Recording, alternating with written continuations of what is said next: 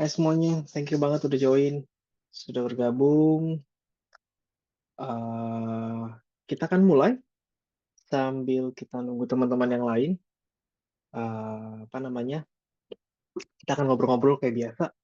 Terus materi hari ini kita bakal bahas soal data. Jadi bakal banyak hal, mungkin hal baru yang teman-teman akan lihat nanti, akan pelajarin bareng-bareng.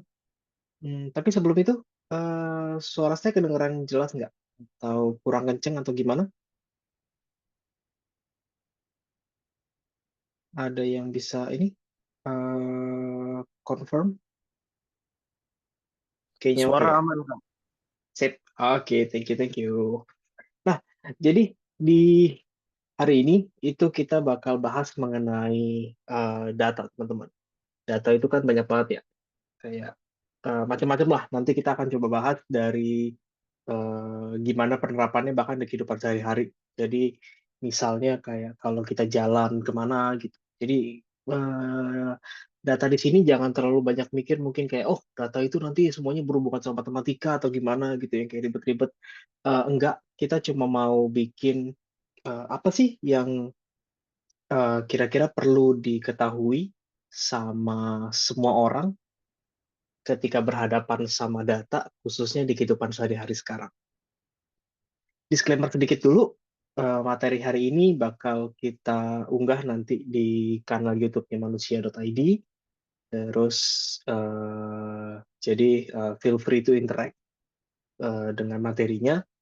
Terus kalau misalnya kalian punya pertanyaan mengenai materinya, feel free untuk di chat aja di Zoom.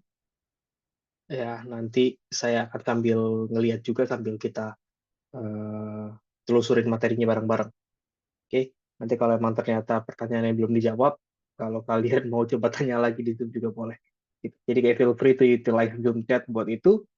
Terus eh, kami mau make sure bahwa di sini itu safe space buat kita bisa belajar bareng-bareng. Jadi di sini itu eh, apa namanya?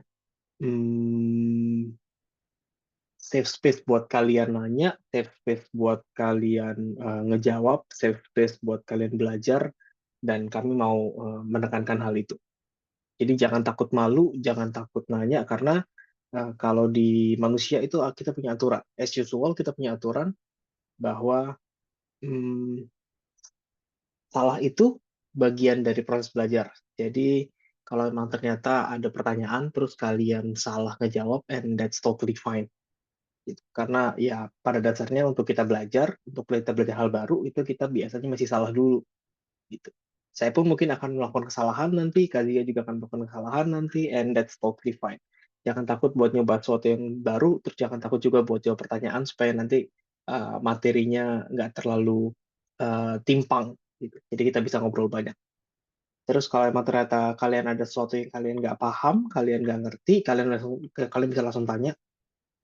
Nanti kita akan bahas bareng-bareng.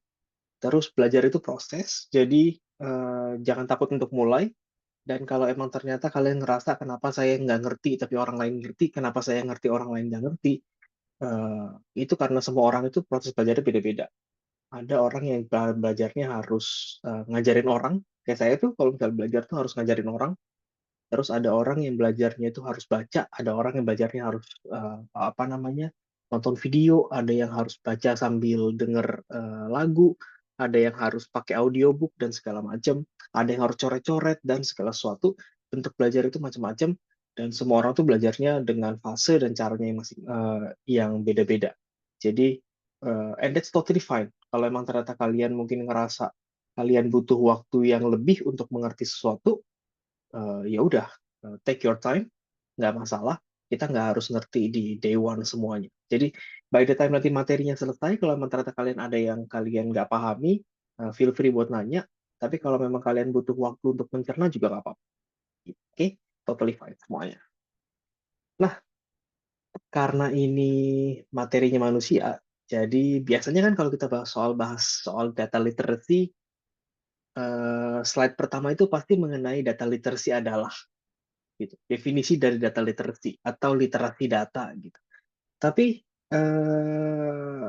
Bagi yang teman-teman yang udah pernah join kelas manusia sebelumnya, kayaknya makanya bakal tahu bahwa slide pertama tuh nggak akan seperti itu. Kita nggak akan mulai dari definisi. Tapi saya mau coba mulai dari kayak brain teaser. Saya mau coba mulai dari pertanyaan yang sederhana. Menurut teman-teman semua, what does it mean to be lying? Artinya bohong itu apa sih? Ada yang bisa jawab nggak? Artinya berbohong itu apa? Definisi dari berbohong menurut teman-teman. Ada yang bisa jawab? Coba. Definisi berbohong. Lying. Kalau bahasa bahasa Inggrisnya. Hmm, ada yang bilang nggak sesuai fakta. Oke. Bohong itu tidak sesuai fakta. Menginfokan sesuatu yang bukan sebenarnya. Oke. Nice. Jadi tidak sesuai fakta itu mungkin kalau faktanya harusnya benar, sampaikannya harusnya benar gitu ya. Bukan diubah menjadi salah gitu. Oke, itu lying. Ada lagi? Apa definisi bohong menurut teman-teman?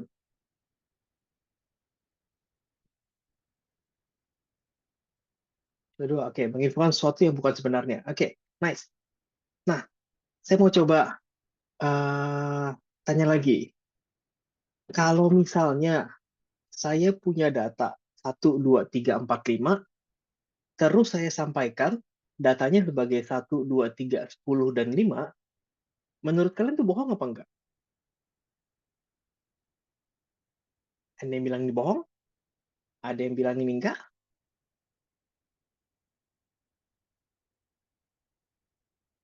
Menurut kalian, kalau saya punya data itu enggak bohong, datanya harusnya 1, 2, 3, 4, 5. Cuma yang saya laporin 1, 2, 3, 10, 5. Menurut kalian itu bohong nggak? Ada yang bilang ini bohong, ada yang bilang ini enggak. Oke, Kak bilang ini enggak, tapi dia lagi mikir. Nggak bohong, tapi nggak valid. Oke,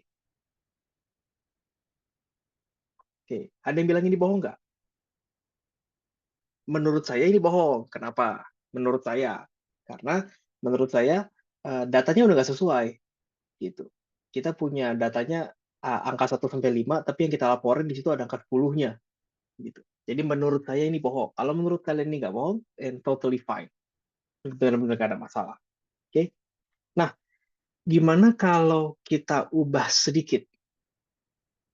Kita ubah sedikit cara menyampaikannya.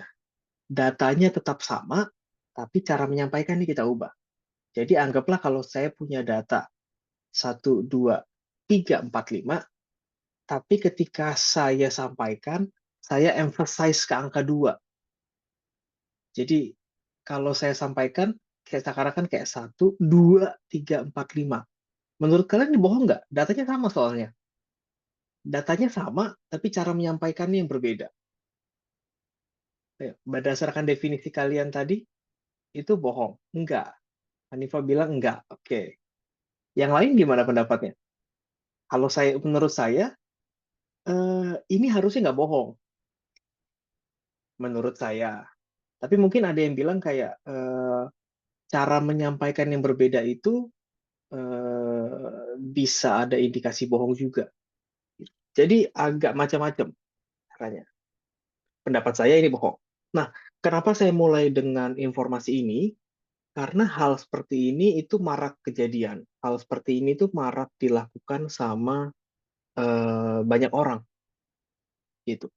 Eh, di dalam sesi ini kita akan coba bahas kira-kira seperti apa bentuknya, terus kita akan bahas juga kenapa mereka melakukan, dan kita akan bahas nanti terakhir apa yang bisa kita lakukan untuk supaya kita tidak tidak terkecoh dengan hal ini. Gitu. Oke, misalnya nih, jadi hari ini kita bakal belajar apa? Kita akan belajar ada 4 hal besar sebenarnya kita akan pelajari. Pertama kita akan belajar gimana caranya. Jadi saya akan coba tunjukin kalian behind the scene-nya kira-kira seperti apa. Gimana sih caranya mereka melakukan hal ini? Mereka itu maksudnya bisa banyak orang, tapi intinya mereka di sini adalah mereka yang memproduksi data atau mereka yang menunjukkan data. Mereka yang bercerita. Bercerita ini bisa melalui apapun. Mereka yang melaporkan datanya. Terus kita akan mengetahui bahwa kejadian ini itu di mana-mana. It's all around us. Kita bukan cuma ngelihat di koran, Kita bukan cuma ngelihat di kampus atau sekolah, kita bukan cuma ngelihat di pekerjaan, tapi beneran kita ngelihat di semuanya. Nanti saya akan tunjukin tempatnya di mana. Terus kita akan coba menggali kenapa kira-kira mereka melakukan hal ini, dan di slide terakhir kita akan coba ngelihat apa yang bisa kita lakukan. Gitu. Di sini ada apa namanya, ada semacam ilustrasi gitu ya. Tulisannya data doesn't lie. Datanya sendiri nggak bohong, tapi biasanya yang bohong itu adalah si orangnya. Oke, kita akan mulai dengan how to fool anyone with data.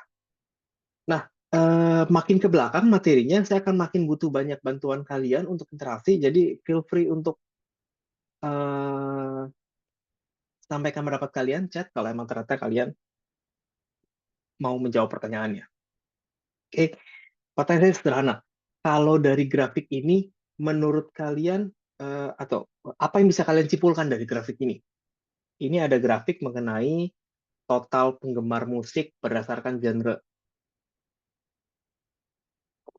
Anggaplah ini misalnya ada di dalam satu daerah gitu. Semuanya disurvei, semua orangnya disurvei, mereka suka musik apa. Terus mereka bisa menjawab ada 4 pilihan, ada pop, ada rock, ada jazz, ada blues. Terus mereka menjawab, survei ini dilakukan 2 tahun berturut-turut, satu tahun 2023 dan satu tahun 2024. Nah, kalau dari data ini, apa kesimpulan yang bisa kalian ambil? Ada sesuatu nggak yang bisa kalian ambil kesimpulannya? Kayak misalnya apa gitu. Oh, ternyata orang lebih banyak suka musik ini dibanding musik itu, atau ternyata apa namanya, tahun 2024 orang lebih banyak suka musik misalnya dibanding tahun 2023, atau ternyata eh, lebih banyak orang yang suka musik blues di tahun 2023 dibanding eh, pop di tahun 2023 gitu misalnya. Atau ada kesimpulan lain nggak yang bisa kalian ambil dari sini? Wait, saya nyalain lampu dulu, gelap.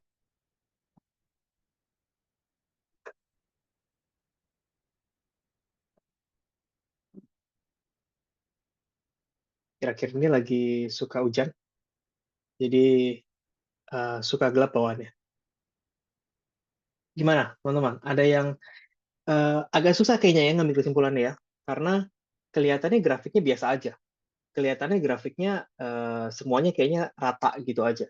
Kayak kayak nggak banyak berubah gitu, kayak nggak banyak naik, nggak banyak turun. Dari tahun 2003 ke tahun 2004 kayaknya sama aja, datanya mirip-mirip, sekitar 60-an, 50-an, 60-an gitu. Terus most likely dari empat apa namanya, genre musik semuanya mirip gitu, sama-sama aja. Tapi gimana kalau saya usil, sebagai saya yang orang yang cerita, saya usil, kenapa nggak saya potong chartnya? Kelihatannya sekarang lebih lebih berasa datanya. Sekarang lebih kelihatan apa namanya, naik turun ya. Kalau emang kalian lihat, ya kan, kayak kelihatan bahwa apa namanya, orang yang suka musik pop dan orang yang suka musik jazz itu kelihatan naik. Orang yang suka musik blues itu kelihatannya turun. Gitu.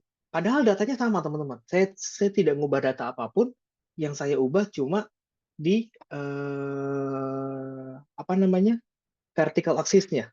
Saya ubah di sumbu y-nya. Yang tadinya sumbu y-nya itu dimulai dari 0, sekarang saya ubah sumbu y-nya dimulai dari 50. Jadi saya potong sebagian supaya kelihatannya datanya itu lebih fantastis gitu. Supaya kelihatannya datanya lebih bergejolak. Nah, kalau udah sampai kayak gini, kenapa nggak kita potong lagi? Gitu kan. Mungkin pertanyaannya seperti itu.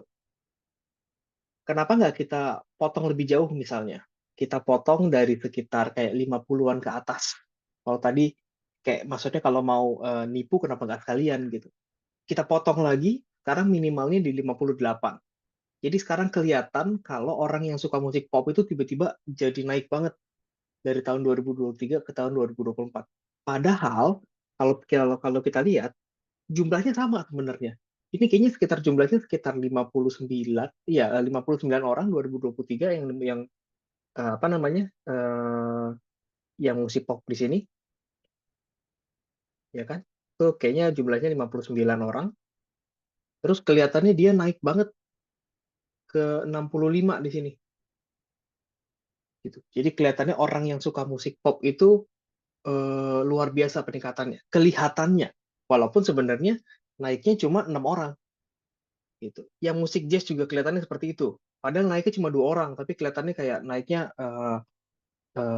tinggi banget gitu. Sangat sangat sangat fantastis. Yang rock kayaknya biasa aja gitu. Karena naiknya di sini ya misalnya kayak 1 orang, tapi kelihatannya kayak biasa aja. Sedangkan orang yang suka musik blues kayaknya malah turunnya jauh gitu. Dari 65 dia turun ke 61. Padahal turunnya cuma 4 orang, tapi kalau grafiknya itu dipotong, chartnya dipotong, ya kan, bagian sumbu Y-nya, sumbu yang vertikal yang naik turun, itu kelihatannya datanya berubah luar biasa. Nah, hal seperti ini banyak banget dilakukan sama orang yang mau cerita soal data, khususnya bagian-bagian kalau misalnya masuk tahun politik dan kayak gitu-gitu, grafik-grafik itu akan sangat sangat mudah untuk apa namanya dialter, diganti. Datanya tidak diubah, datanya nggak diubah, tapi cara penyampaiannya diubah sedemikian rupa supaya kelihatannya begitu. Jadi kelihatan nih bahwa datanya naik turunnya itu lebih lebih kelihatan dibanding 2 slide yang tadi. Tuh. Sebenarnya kenaikannya sama nih. Kalau misalnya teman-teman ngelihat, kenaikannya sebenarnya sama. Ini kan datanya tadi berapa? 59 yang di sini. Terus dia naik tadi jadi 60 sekian. 61 kalau nggak salah dia naik. Sama. Yang suka musik pop itu jumlahnya sama. Tapi karena tadi grafiknya kita potong, sumbu Y-nya nih, yang tadinya ini kan harusnya jadi 0. Sumbu Y itu harusnya mulai dari 0. Tapi kita ubah. Kita ubahnya gimana? Tadi kita ubah menjadi apa namanya? Sumbu Y-nya jadi 50. Terus kita ubah lagi sumbu Y jadi 58. Hal-hal seperti ini itu mungkin banget dilakukan sama banyak orang. Walaupun yang mereka lakukan itu salah, artinya ini tidak boleh dilakukan pada dasarnya, karena itu bisa menggiring opini publik. Cuma pada dasarnya yang mereka lakukan bukan bohong. Jadi banyak yang akhirnya lolos. Kayak yang ya udah gitu, kayak apa namanya pada dasarnya eh, orang biasa aja. Dan attention span kita tuh rendah.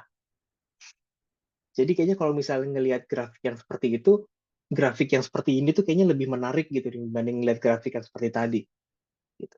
Jadi banyak pihak-pihak yang melakukan hal ini supaya kesannya bisa dapat tagline yang lebih keren gitu. Jadi saya bahkan bisa melakukan hal yang jauh lebih apa namanya berbahaya dibanding ini. Datanya sama, saya tidak mengubah apapun, grafiknya sama nih, tapi saya umpetin datanya. Jadi ketimbang saya ngasih tahu ada 4 jenis musik, saya umpetin yang di tengah, yang rock sama jazz. Karena saya mau menunjukkan bahwa seakan-akan di sini saya bisa bikin judul beritanya adalah orang yang suka pop semakin banyak di tahun 2024, sedangkan orang yang suka blues itu semakin sedikit. Gitu. Jadi kelihatan bahwa dari satu data yang sama, kita bisa pakai angle yang banyak untuk tergantung kita mau ngapain. Gitu. Atau saya bisa potong misalnya datanya saya potong cuma yang pop sama yang jazz doang. Gitu. Jadi data yang pertama sama data yang ketiga. Gitu. Sedangkan yang lain saya apa namanya pop sama jazz saya tunjukin, yang lain saya umpetin. Gitu. Ingat, yang mereka lakukan sebenarnya salah, tapi mereka tidak bohong sama sekali. Jadi tidak ada kebohongan yang mereka lakukan, tapi mereka menggiring opini supaya sesuai dengan apa yang mereka mau. Jadi ketika kita mau cerita soal data, itu banyak yang akhirnya kita dimanipulasi dengan cara-cara seperti ini visualisasinya. Jadi pesan saya, kalau misalnya ngelihat ada apa namanya grafik seperti ini, chart seperti ini, kalian lihat duluan intervalnya. Pertama kalian lihat intervalnya, terus kalian lihat legendnya. Kalian lihat dia itu mulai dari mana datanya. Kalau dia mulai bukan dari nol, mendingan cuekin aja. Karena itu pasti datanya udah datanya nggak ngaco, tapi niatnya itu untuk ngaco. Sesuatu yang nggak boleh dilakukan sebenarnya. Jadi pertama kalian lihat di bagian kiri bawahnya atau kanan bawah lah, kan kadang-kadang ada apa namanya bagian itu yang di bagian kanan bawah gitu. Jadi tergantung sih, kayak mau taruh di kiri mau taruh di kanan boleh, bahkan indeksnya kadang-kadang ada dua, ada di kiri ada di kanan, itu juga boleh. Sama kalian lihat indeks apa namanya Y sama X-nya itu jelas apa enggak. Kalau memang ternyata diumpetin, berarti ada sesuatu juga yang mereka umpetin sebenarnya. Jadi bisa jadi mereka niatnya nggak baik, nggak jujur. Terus selanjutnya kalian lihat lagi intervalnya. Intervalnya itu kadang bisa dimainin juga. Kalau di sini intervalnya sama, jadi di sini dua, bedanya dua, di sini bedanya dua, di sini bedanya dua. Tapi kadang bisa dimainin juga. Jadi intervalnya dari apa di sini mungkin dia bukan 62 nih, bisa jadi misalnya dia tulis 65 misalnya. Jadi kesannya datanya itu di sini kayak tidak naiknya tidak tidak signifikan gitu. Sedangkan mungkin nanti dari sini 65, di sini tuh 67 gitu. Jadi sini naiknya 2, di sini naiknya 5 gitu. Jadi kesannya nanti dia naik 5 itu biasa aja, sedangkan dia naik 2 itu kesannya kayak tinggi banget gitu. Jadi bisa seperti itu. Nah, kalau kalian menemukan ada chart atau grafik yang legendnya udah salah, atau misalnya indeksnya udah ngaco kayak gitu, indeks X dan Y-nya, mendingan nggak usah dicerna sama sekali. Karena itu niatnya adalah biasanya untuk menggiring opini ke hal tertentu. Biasanya udah nggak baik. Tuh. Pernah nemu chart kayak gini nggak? Maksudnya teman-teman pernah pernah nemu grafik yang kayak gitu nggak? Grafik yang datanya dipotong, atau grafik yang indeksnya diumpetin, atau bahkan apa ya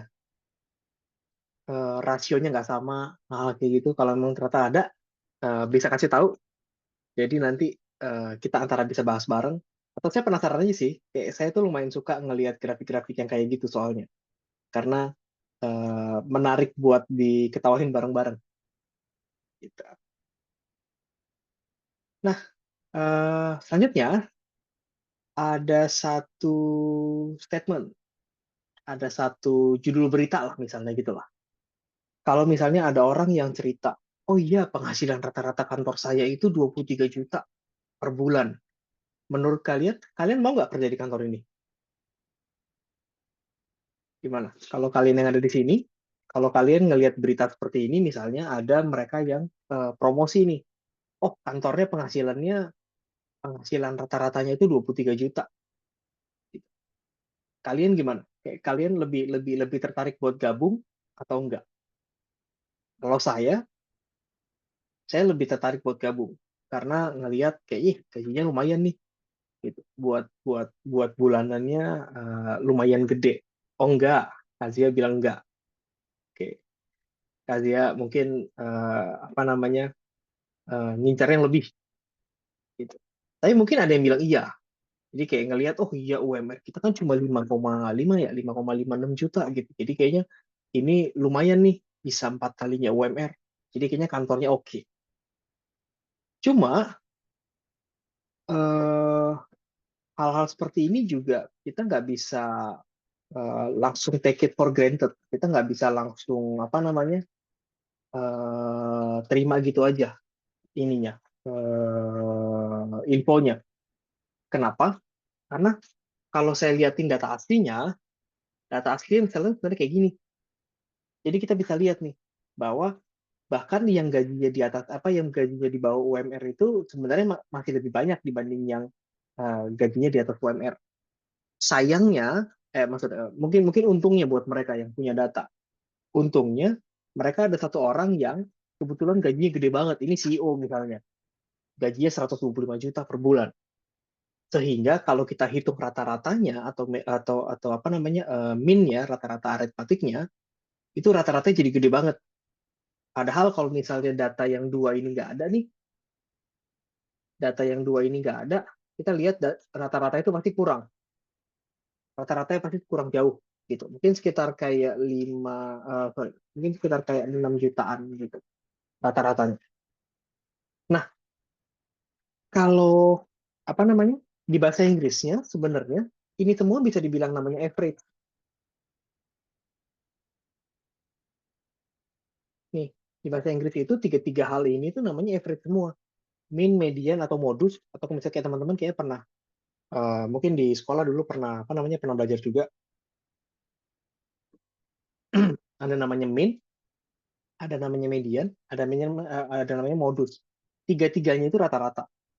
Nah, sayangnya ketika orang yang bikin, apa namanya, eh, berita-berita kayak gini, atau promosi-promosi kayak gini, biasanya mereka tidak kasih tahu rata-rata yang dipakai itu rata-rata yang mana gitu.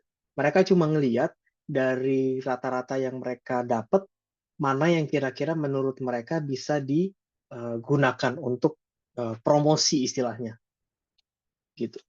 Kebetulan di sini targetnya mereka adalah ngebuat banyak orang untuk gabung di kantornya. Jadi mereka pakai rata-rata yang paling gede.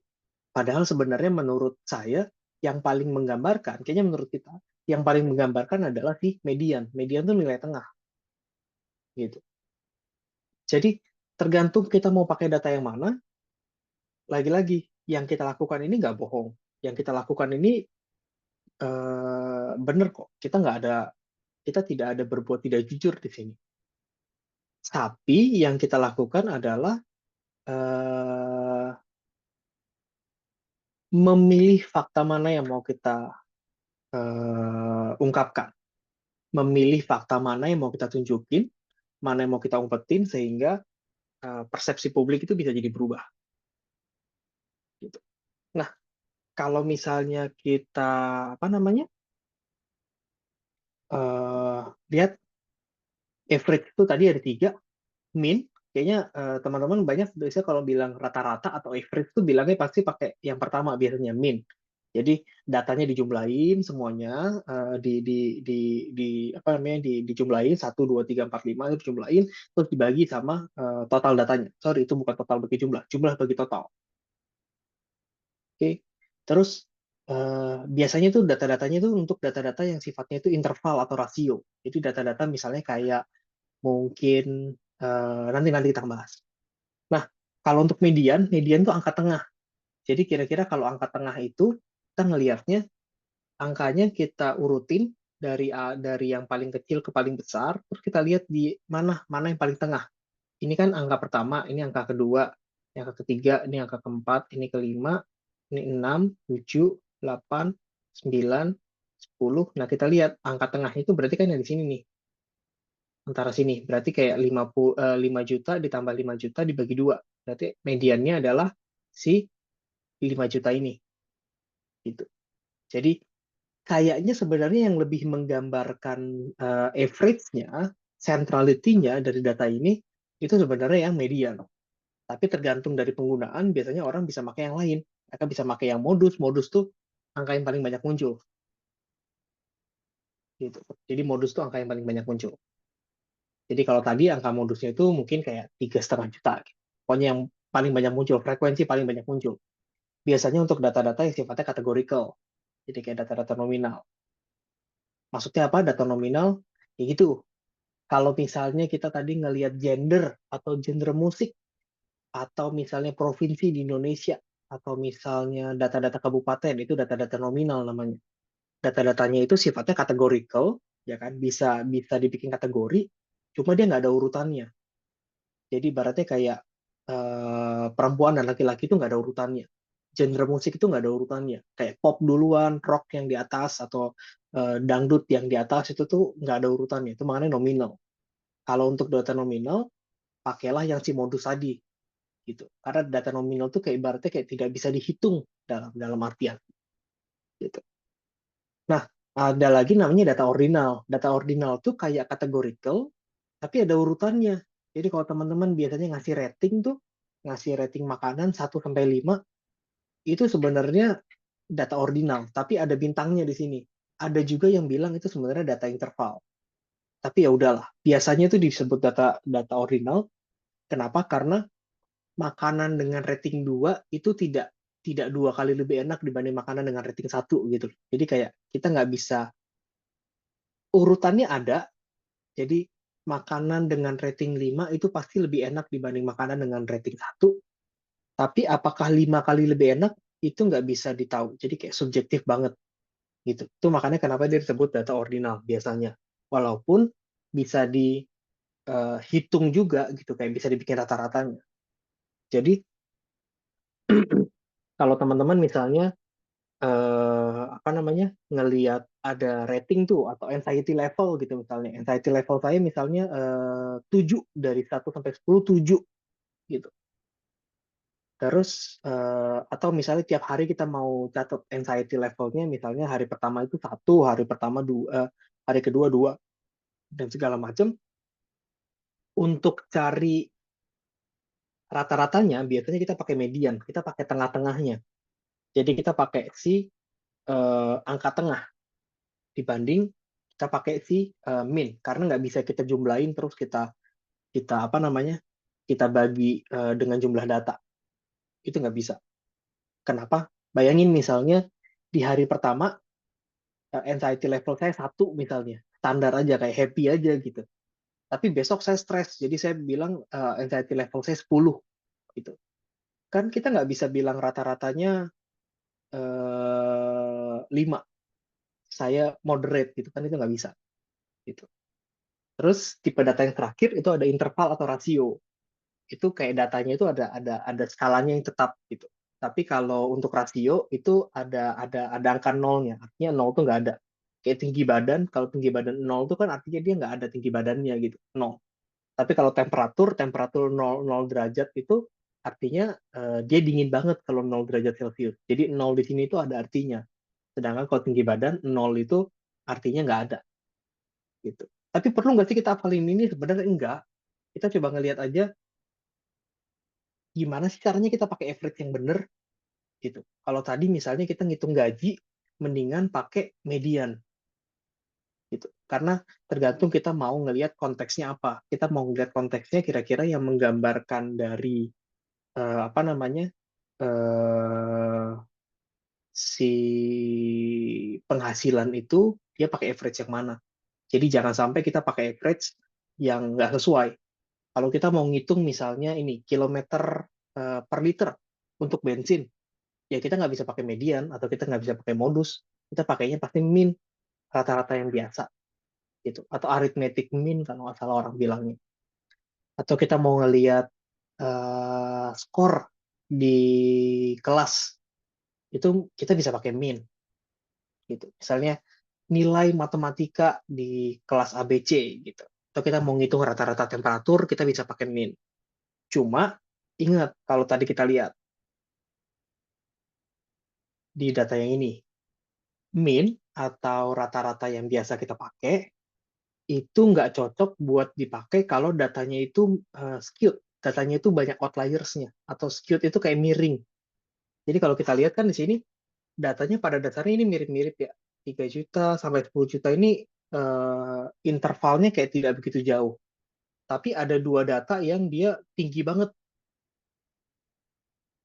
Nah, kalau data kayak gini, itu nggak cocok pakai min. Kenapa? Karena ya kayak tadi, harusnya rata-ratanya itu kan di sekitar 5 jutaan mungkin. Tapi jadinya karena ada orang yang gajinya gede banget, 2 orang gaji gede banget, minnya tuh jadi gede banget. Dia jadi dipengaruhi sama ada eh, data yang gede banget atau kecil banget. Kalau udah data ada yang kayak gitu, mendingan jangan pakai min, gitu. Mendingan pakai yang lain, pakai median misalnya, gitu. Terus,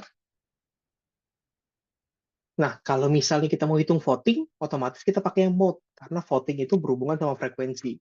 Kita kan mau lihat jumlah data yang paling banyak tuh. Jadi kita pakai mode atau modus gitu. Kalau misalnya dulu kita belajar kayaknya di SD itu bilangnya kayak pakai pakai pakai bahasa Indonesianya gitu, mean, median, modus gitu. Cuma di sini banyak bintangnya kan, survei, temperatur tuh banyak bintangnya karena semua itu tergantung dari bentuk, jenis data, konteks sama tujuan. Lagi-lagi kita ngelihat dulu datanya kayak apa. Jadi apakah untuk ngitung temperatur semuanya harus pakai mean? Mungkin enggak. Bisa jadi pakai median akan lebih oke. Mungkin beberapa pakai mode akan boleh kalau misalnya kita bikin kategori-kategorinya gitu. Karena tergantung banget dari tujuannya apa. Tergantung dari bentuk datanya gimana, tergantung dari jenis sama konteksnya kita mau ngapain. Kalau tadi konteksnya adalah kita memang mau promosi kantor untuk ibaratnya dalam tanda kutip menipu orang, ya kita bisa pakai average yang manapun gitu. Cuma di sini kita tidak mengajarkan untuk ini boleh dilakukan, tapi kami ngajarin bahwa hal ini tuh bisa dilakukan. Jadi kita tahu nih kalau misalnya nanti kita baca data, apalagi datanya udah sangat detail. Kayak tadi tuh, rata-ratanya 23.200.000. Itu biasanya udah 50-50 itu. Kenapa harus ditunjukkan segitu detailnya?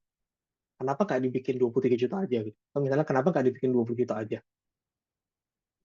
Oke, hal-hal seperti itu. Nah, eh,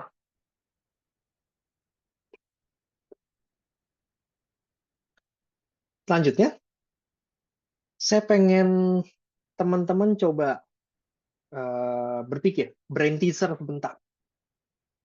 Teman-teman pasti tahu tekanan darah lah ya, kayak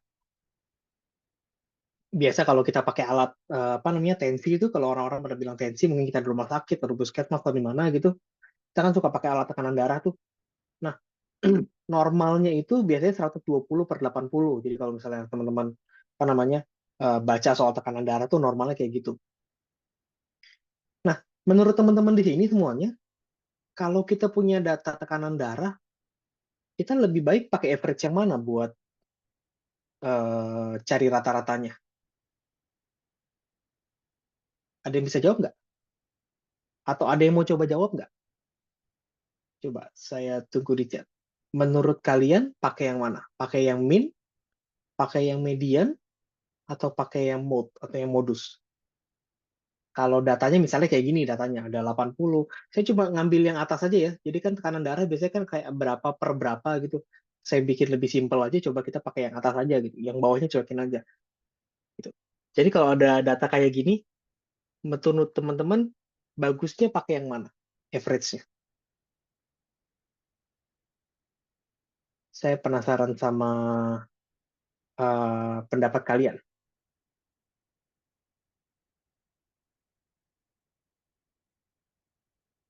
Ada yang berpendapat? It's okay, jawab aja, nggak usah takut salah. Kalaupun salah juga ya udah kita ketawa bareng-bareng aja. Kayak eh toh pada dasarnya belajar kan kayak gitu. Saya juga nggak yakin cara saya benar. Oke, Hanifa ada bilang median. Oke, ada pendapat lain? Kenapa pakai median? Ada alasan nggak kenapa kita pakai median?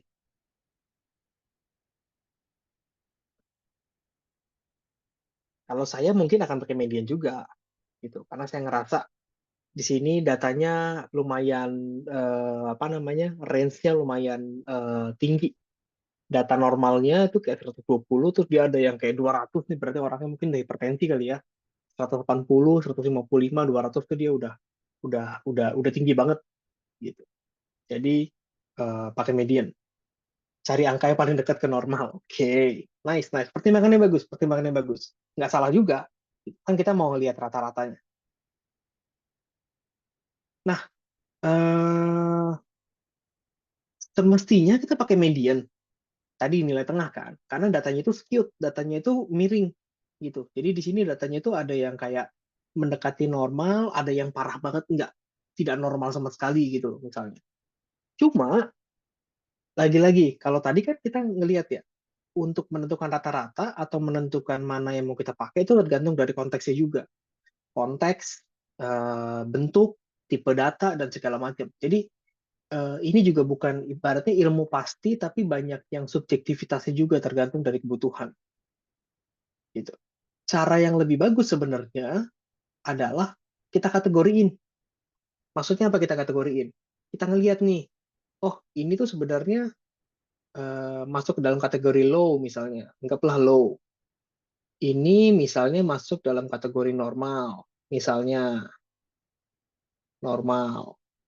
Ini misalnya masuk dalam kategori high, misalnya. Ini masuk dalam kategori very high. Terus kita lihat, terus kita bikin frekuensinya. Oh, yang low itu ada dua, yang normal di sini ada lima. Yang high di sini ada dua, yang very high di sini ada dua. Nah, kenapa lebih bagus kita kategorikan? Karena kalau kita hitung kan tadi min-nya semuanya normal nih sebenarnya. Min-nya oke. Kalau memang tadi apa namanya tekanan darah normal itu 120 gitu ya, 120. Anggaplah kita tidak peduli dengan yang bawah, dengan angka yang bawah. Nah, kalau kita hitung semuanya antara min, median, dan modusnya, ini semua normal. Padahal kita bisa ngelihat bahwa ini orang tuh kayaknya sakit. Kayaknya ini orangnya sakit. Kenapa? Karena tekanan darahnya tuh naik turun luar biasa. Gitu. Ini kebetulan sudah diurutkan. Tapi anggaplah kalau misalnya ini kejadian di waktu yang berbeda. Tekanan darah itu naik turun. Jadi kalau kita cuma cari min, median atau modusnya, kita tidak bisa menggambarkan kondisi dia sebenarnya. Gitu. Lagi-lagi saya bukan orang medis, cuma kalau saya ngelihat ibaratnya tekanan darah saya kayak gini, uh, saya akan ngerasa nggak enak sih pasti. Badannya pasti nggak enak gitu. Jadi kita ngelihat konteksnya lagi, tergantung. Jadi data itu subjektif banget teman-teman. Tergantung dari kita mau ngapain, cara olahnya pasti bisa beda. Jadi ini sesuatu yang kita apa ya tergantung dari kegunaan. Ya, kayak tadi tuh. Oh misalnya apa namanya kita mau ngelihat kondisi seseorang, kayaknya kita nggak bisa pakai yang min median modus. Gitu. Jadi kita kayaknya lebih bagus dibikin tadi kita masukin ke dalam kategori-kategorinya, terus kita hitung kategori-kategorinya sehingga kita bisa ngelihat nih, oh kayaknya most likely kamu ini deh apa namanya kondisi tubuhnya nggak baik nih karena tekanan darahnya lumayan tinggi yang bagian sini. Ketika tinggi itu tinggi banget, ketika rendah tuh misalnya rendah banget gitu. Jadi macam-macam kita bisa ngelihat ya bahwa kita tahu cara menggunakan sesuatu juga bisa jadi apa namanya tergantung dari konteks. Konteks itu bisa totally different gitu. Sejauh ini ada pertanyaan nggak?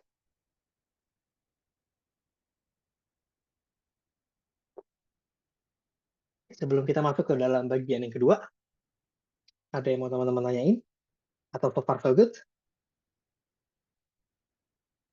Kalau ada pertanyaan, jangan ragu buat tulis aja ya. Kita akan coba lanjut dulu. Nah, bagian kedua kita lihat soal gimana data itu sebenarnya ada banyak di sekeliling kita. Oke, paling gampang. Ini bagian yang paling saya suka sebenarnya, karena saya lumayan suka nyamil, makan siapa sih yang enggak, ya kan? Snacking gitu. Saya lumayan suka nyamil, jadi suka belanja barang yang aneh-aneh. Eh, tapi biasa ketika belanja, saya pasti ngeliatin ini komposisi sama ngeliatin nutrition fact. Di sini ada nggak yang ngeliatin hal ini juga? Ini sesuatu yang aneh nggak sih kalau dilihatin? Ada yang suka ngeliatin ini nggak? Kayak nutrition fact, atau komposisi, atau takaran saji, kayak ngelihat hal-hal seperti ini, menurut saya menarik. Kenapa?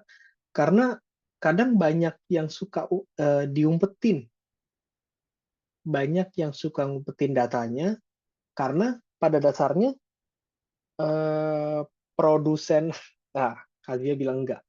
Berarti minum-minum aja gitu ya, minum-minum aja, makan-makan aja gitu ya, nggak apa-apa juga, emang ini enak kok, jadi kayak nggak salah juga gitu.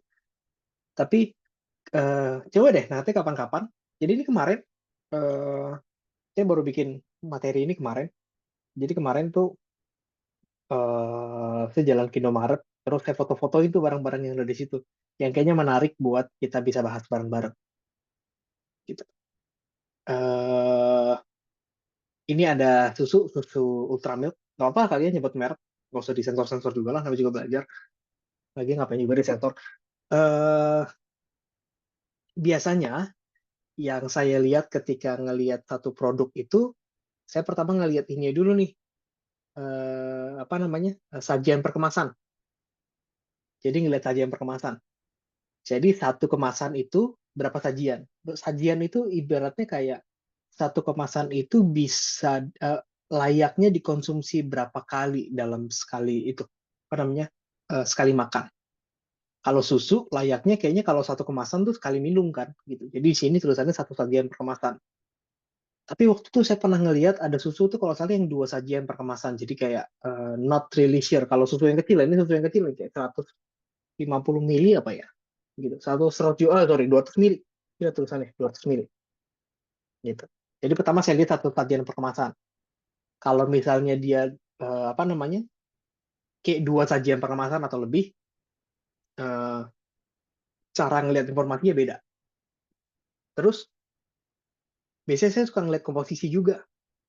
Komposisi itu dia diatur sedemikian rupa supaya bahan yang paling muncul pertama itu sebenarnya komposisinya paling banyak persenannya gitu. Saya suka kalau yang kayak gini-gini nih, susu sapi bahan komposisinya itu susu sapi segar 100%. Berarti di luar itu dia nggak ada apa-apa lagi.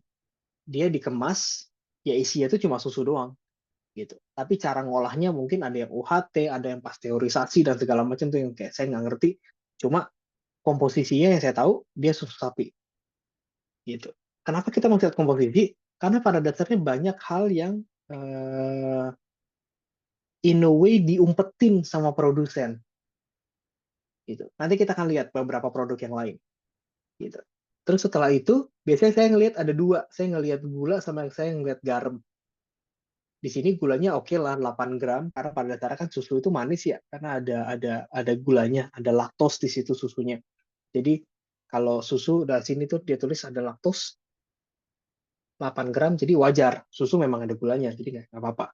Tapi kalau teman-teman lihat ada juga kan kalau susu coklat gitu yang memang dia gulanya itu ada gula tambahan gitu. Kayak misalnya ada apa biasanya ditambah sucrose atau dextrose atau apalah namanya yang kayak gitu-gitu. Biasanya itu dikasih tambah gulahan sorry, dikasih tambahan gula. Dan biasanya di komposisinya bukan biasanya harus dikasih bahwa dia komposisinya memang bukan cuma susu tapi segar. Pasti ada gulanya atau ada yang lain. Gitu. Jadi saya biasanya ngelihat tiga hal itu, ngelihat komposisi, ngelihat sajian perkemasan, sama ngelihat nutrition fact-nya, fakta nutrisi atau informasi nilai gizi di sini. Terus saya ngelihat oh kalorinya 120 kalori gitu. Jadi buat teman-teman mungkin yang kayak diet atau apa gitu pasti ngelihat kan ya, ini kalorinya rendah nih, kalorinya tinggi gitu. Terus ngelihat kalori itu dapat dari mana aja. Oh ternyata gulanya lumayan. Satu sendok makan tuh sekitar 12 gram teman-teman. Jadi kayak 8 gram tuh ya oke lah. Susu memang pada dasarnya manis. Gitu. Nah, selanjutnya kita ngelihat nih, ada kopi. Kopi harusnya nggak manis kan ya? Namanya juga kopi kan. Biasanya kan kopi itu apa namanya? Ya well kopi gitu. Orang minum kopi itu biasanya memang mau yang pahit. Ada kopi manis, ada. Terus di sini kopi ice black gitu. Jadi kesannya memang kopi ini cuma ice black. Kesannya ini kopi hitam biasa. Kopi yang nggak pakai gula. Kesannya. Tapi kalau kita lihat, gulanya lumayan juga. Gulanya tuh udah 12 gram di sini. Kayak kalau kita ngelihat gulanya itu 12 gram sendiri di sebelah kanan atas. Jadi satu sendok apa namanya? Satu sendok makan gulanya. Lumayan apa namanya? Lumayan tinggi juga untuk minuman kopi yang kita kesannya kayak kalau minum kopi itu aman gitu ya karena oh kopi kan kalorinya nggak ada gitu. Jadi kayak kita bisalah minum kopi gitu. Ternyata gulanya lumayan juga. Terus tadi kan kita ngelihat ada tiga hal biasanya kan. Kita ngelihat takaran saji. Di sini takaran sajinya sajian perkemasannya satu, kayak oke lah gitu. Memang satu kaleng itu biasanya satu sajian kan. Idealnya memang satu gitu. Terus selanjutnya tadi kita ngelihat apa? Kita lihat komposisi. Nah, kalau kita lihat komposisi pertama tuh air, karena pasti air dong, banyak kan airnya. Jadi komposisi ingat, komposisi itu yang paling pertama tuh pasti paling banyak. Tapi yang kedua tuh gula. Jadi sebenarnya minuman ini tuh lebih banyak gulanya dibanding lebih banyak kopinya. Jadi kalau ini patut diragukan sih sebenarnya, karena gulanya itu ada di apa nomor 2, sedangkan kopi bubuk itu cuma 1%. Jadi yang kita minum sebenarnya bukan kopi, yang kita minum itu sebenarnya kayak air gula tapi ada rasa kopinya gitu. Jadi menarik ya bahwa kita bisa ngelihat dengan kita tahu cara bacanya, kita bisa ngelihat bahwa gimana banyak orang itu apa namanya eh, datanya tidak dimanipulasi sebenarnya, tapi dibuat sedemikian rupa supaya image-nya itu tidak seperti itu. Jadi ini kan kayak image-nya itu misalnya, apalagi di sini ada kopi ice black gitu, terus strength-nya ada 4, 4 kayak logonya tuh kayak ada 4 biji kopi gitu. Jadi kayak kesannya ini kuat banget gitu kopinya. Jadi ketika orang minum ini tuh kesannya wah gila kafeinnya tinggi nih misalnya. Tapi sebenarnya enggak, yang kita minum tuh air gula. Jadi hati-hati buat kalau kalian misalnya ngelihat produk. Saya nggak endorse ataupun melarang teman-teman semuanya beli barang apapun sih, kayak totally fine. Kalian konsumsi lah apa yang mau kalian konsumsi gitu. Kayak saya juga suka minum yang aneh-aneh gitu, kayak makan semuanya. Tapi pengennya sih sebenarnya kita bisa lebih aware dengan hal ini. Jadi jangan sampai kemasan itu menipu cara kita melihat sesuatu. Gitu. Jadi kesannya, oh kita mau minum kopi nih, ya udah banyak kok kopi. Ini ada jus buah, tulisannya jus jeruk ya sebenarnya. Tapi kalau kita lihat komposisinya itu di sini ada jeruk dengan sari buah apel. Jadi kalau kalian lihat sebenarnya kenapa sari buah apel tuh banyak dipakai, karena apel itu murah. Jadi kayak nanti coba lihat deh jus-jus yang lain kayak jus jambu atau jus apa gitu yang kalau kalian lihat di minimarket, most likely komposisinya biasanya dari jus apel juga gitu. Jus apel yang nanti dikasih dengan jus buahnya, tapi nanti dikasih lagi perisanya. Jadi kalau di sini kita ngelihat ada perisa sintetik jeruknya nih. Jadi rasa jeruknya itu sebenarnya dari rasa perisa sintetiknya itu gitu. Terus kita ngelihat gulanya lumayan juga 21 gram. Terus dia juga punya ada tambahan gula lagi sebenarnya di sini, walaupun tidak ditulis sebagai gula, dia tulisnya sebagai sukrosa. Sukrosa itu pada dasarnya gula juga gitu. Jadi banyak hal yang dilakukan sama produsen-produsen untuk in a way kayak mengelabui gitu. Seakan-akan ini minumannya sehat gitu, padahal sebenarnya yang kita minum tuh kayak ya lagi-lagi air gula gitu. Tapi take this with a grain of salt ya, artinya pada dasarnya buah itu memang manis. Jadi pada dasarnya 100% jus buah itu memang pasti ada gulanya gitu. Kan kita suka concern ya sama konsumsi gula sama konsumsi garam, terutama di Indonesia itu kan kita terkenal dengan dua penyakit, yaitu penyakit gula tuh diabetes mellitus yang tipe 2, tipe 1, sama satu lagi penyakit hipertensi, ya kan? Penyakit hipertensi itu dan diabetes mellitus tuh dua dua penyakit yang paling banyak di Indonesia. Bener-bener paling banyak kenapa? Karena konsumsi gula dan konsumsi garam kita tuh berlebihan. Jadi kalau kita ngelihat di sini ini garamnya reasonable lah, kayak 15 miligram, 1% apa namanya daily intake itu oke. Tapi gulanya lumayan. Dan gula itu nggak pernah ada AKG-nya. Gula itu nggak pernah ada daily intake-nya, teman-teman. Karena konsensus mengenai itu kayaknya nggak ada. Kayaknya, not really sure sebenarnya. Cuma kita nggak pernah misalnya naker, oh gula itu maksimal 3 sendok makan gitu tuh nggak pernah ada di kemasan. Jadi walaupun gulanya tinggi, kita tuh nggak pernah ada ngelihat AKG-nya di bagian gula itu nggak ada. Selalu kosong. Yang lain pasti ada, gula tuh nggak pernah ada. Gitu. Jadi banyak yang bisa kita lihat dari hal-hal simple nih kayak misalnya nutrition fact, ya kayak gitu-gitu. Nah ini lumayan saya suka ngeliat produk ini. Kenapa? Karena produk ini itu kesannya kayak minuman kesehatan gitu ya, kayak minuman yang biasa diminum kalau misalnya orang-orang nge-gym atau apa kayak kesana seger gitu atau kayak suplemen vitamin C gitu, kesannya wah 1000 miligram of vitamin C gitu. Kesannya kayak kita butuh vitamin C banyak banget. Cuma kalau kita ngelihat sebenarnya vitamin C kita itu kebutuhan harian itu nggak perlu, bahkan nggak sampai 100 miligram gitu kebutuhan harian. Jadi kalau kita minum 1000 miligram tuh sebenarnya kebanyakan. Dan dia sebenarnya tunjukin kok. Kayak kalau kita lihat AKG-nya nih kayak 1110%. Saking sebanyak itu. Berarti benar-benar di luar dari kebutuhan kita. Anggaplah kalau kebutuhan kita itu 100, ini itu udah 10 kali lebih banyak dibanding kebutuhan kita harian. Dan kita nggak butuh vitamin C sebanyak itu. Dan saya nggak foto komposisinya, kayaknya ada di di bagian baliknya lagi sih. Itu.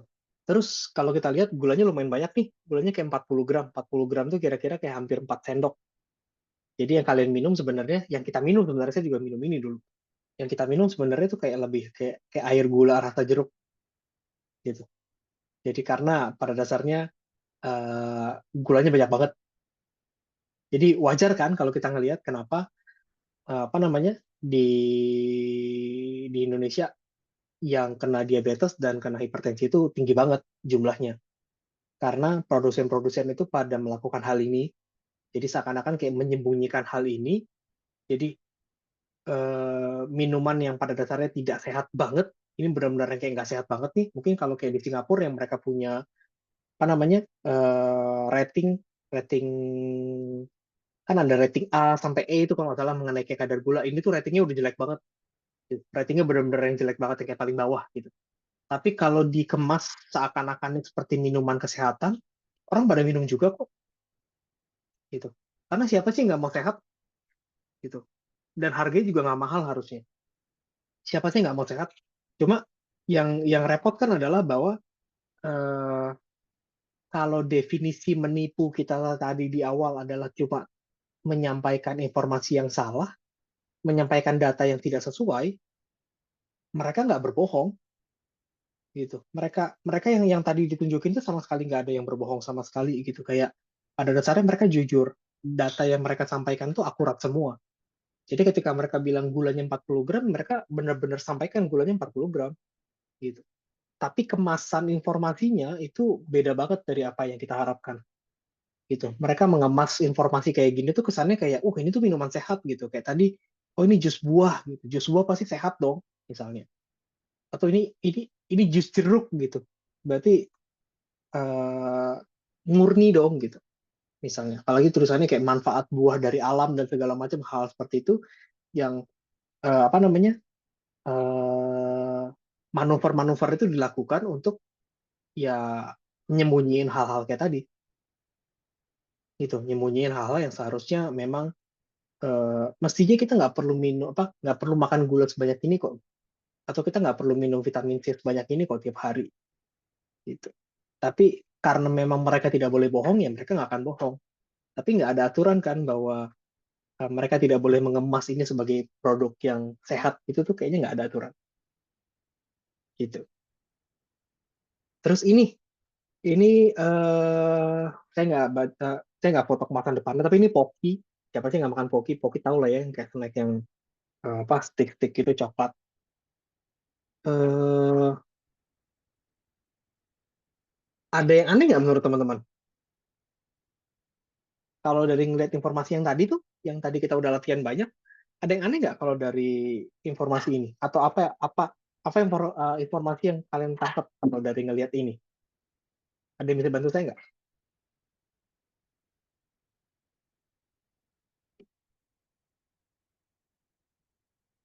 Pak, tadi kita ngelihat ada banyak hal yang kita bisa lihat kan. Kita ngelihat mungkin gulanya 7 gram, oke lah buat satu snack 7 gram, mungkin masuk akal. Tapi kalau kalian ngelihat di sini, sajian perkemasannya itu dua. Kayak dua sajian perkemasan nih kalau kalian lihat bagian atas, itu ada tulisannya dua sajian perkemasan. Siapa yang makan poki berdua satu kotak? Kayaknya nggak ada gitu. Terus mungkin, jadi kalau kalian ngelihat sajian perkemasannya dua, berarti informasi yang ada di nutrition fact ini juga mesti dikali 2 semua. Itu. Jadi ini masih dikali 2 nih, otomatis berarti karbohidrat itu bukan 16 tapi 32. Gitu. Asumsinya adalah kita makan satu kemasannya sendirian. Gitu. Ini proteinnya berarti bukan cuma 2 tapi 4. Fatnya juga bukan 3,5 tapi 7. Lemak totalnya bukan 4 tapi 8. Gulanya juga bukan 7 tapi 14. Gitu. Saltnya juga bukan 3% tapi 6 karena 45 dikali 2 harusnya 90 miligram. Gitu. Karena apa? Karena di sini 2 sajian per kemasan. Jadi asumsinya kalau kita mau nerutin, kita mau konsumsi sesuai dengan nutrition fact-nya, kita makan poki itu bagi 2. Antara kita makan 2 kali di waktu yang berbeda, di hari yang berbeda, atau kita makan berdua sama yang lain. Siapapun itu. Gitu. Jadi cara bacanya kayak gitu. Nah, produk-produk yang tadi itu kebanyakan memang satu sajian per kemasan, and that's fine. Gitu. Karena idealnya kan kalau kemasan kecil, idealnya itu satu sajian. Kecuali kemasannya gede tuh, kayak misalnya mungkin susu 2 liter gitu. Susu 1 liter tuh kan nggak mungkin satu sajian kemasan. Mungkin dia 4 atau 5 gitu. Belakangnya tuh ada Oreo. Oreo tuh kalau teman-teman ngeliat juga sajian per kemasannya kalau nggak salah cuma 4 keping gitu. Maksudnya per nutrition fact-nya. Jadi kayak satu kemasan itu dia ada 5 sajian kalau nggak salah. Not really sure. Saya kemarin lupa foto. Gitu. Jadi lumayan banyak hal yang dilakukan sama mereka. Mereka ini kayak produsen makanan gitu ya, produsen barang-barang. Lumayan banyak yang dilakukan. Yang tujuannya itu untuk eh, menutupi faktanya bahwa mungkin produknya sebenarnya nggak sehat gitu. Produknya bukan yang produk diet-diet amat gitu. Tapi mereka yang naruh itu alami, sehat, vegan atau apapun lah. Jadi seakan-akan itu kayak apa namanya produknya sehat gitu, produknya bisa dikonsumsi semuanya, produknya aman buat dikonsumsi dan segala macam. Oke, nah karena ini lumayan satu arah, ini dari tadi kayaknya tidak begitu seru kalau kita nggak interaksi. Oke, saya akan coba stop share, terus saya akan, as usual, biasanya kalau di manusia itu kita akan pakai whiteboard.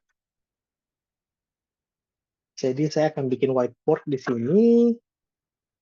Terus saya akan minta teman-teman di sini pada bisa lihat whiteboardnya. Pada bisa coret-coret nggak? Bisa coret-coret kan? Oke, aman ya, coret-coret aja nanti. Oke, karena yang saya mau teman-teman lakukan adalah saya mau copy, saya mau apa namanya? Tadi kan kita udah belajar banyak ya. Tadi kita udah belajar soal grafik, kita udah belajar soal nutrition fact. Kita akan coba latihan. Saya akan kasih beberapa grafik, tapi satu-satu saya akan minta teman-teman buat cari tahu apa yang salah dari grafik itu. Gitu. Kita akan coba teliti bareng-bareng. Oke, apa yang salah dari grafik itu? Misalnya grafik ini dulu deh. Weh, kita upload yang ini. Coba, menurut teman-teman apa yang salah dari grafik ini? Sambil dicoret-coret aja. Kalau emang ternyata ada yang menurut kalian aneh, bagian mana yang menurut kalian aneh? Ini grafik kan datanya bener nih. Nah, kita ngelihat kita cek dulu yang sumbu X-nya bener nih. Wait, mana sih coret-coret? Warnanya jangan hitam. Coba kali ya. Oke, kita lihat cek sumbu X-nya bener kan? Aman ya. Sumbu Y-nya kita bener, kita lihat dulu. Sumbu Y-nya kita mulai dari angka berapa? Kita mulai dari angka 0, jadi aman. Tuh. Terus kita lihat intervalnya. Intervalnya sama nih kayaknya. 10, 10, 10, 10, 10. Apa yang aneh dari grafik ini? Coba kita latihan. Ada yang bisa ngasih tahu nggak? Ada yang bisa ini nggak? Ada yang bisa nebak nggak? Yang aneh dari grafik ini apa? Atau kesan, kesan yang muncul, kesan yang muncul dari grafik ini apa? Yang paling banyak harusnya apa? Yang paling banyak pastinya ini ya, si basketball. Karena kan dia anggaplah 40, tiket price-nya anggaplah $40 gitu. Tapi karena dia make ilustrasinya itu apa namanya? eh, bentuknya kayak gini bola, jadi kesannya harganya ini tuh kayak bukan dua kalinya harganya tiket baseball, ngerti nggak? Kayak ukurannya tuh jauh lebih gede di sini dibanding ini. Nah, grafik-grafik kayak gini kan sebenarnya ini tuh sebenarnya grafik batang kan? Grafik batang yang bentuknya tuh kayak gini sebenarnya, sama itu. Tapi karena dia pakai bentuknya itu nggak standar, jadi kesannya si basketball ini bisa kayak 4 kali lebih tinggi harganya dibanding si baseball. Ini kayak kesannya kayak 4 kali lebih tinggi gitu. Karena dia ukurannya lebih gede dibanding si baseball. Apalagi si hoki ini juga tiketnya sebenarnya sama harganya kayak si baseball. Rata nih. Tapi karena dia lebih lebar, jadi kesannya kayak tetap dia tuh lebih mahal gitu. Jadi kalau kita pakai apa namanya, eh, pakai grafik, hindari penggunaan gambar-gambar kayak gini gitu, karena berbahaya. Wait, ada lagi grafik, cuma saya mesti convert sebentar.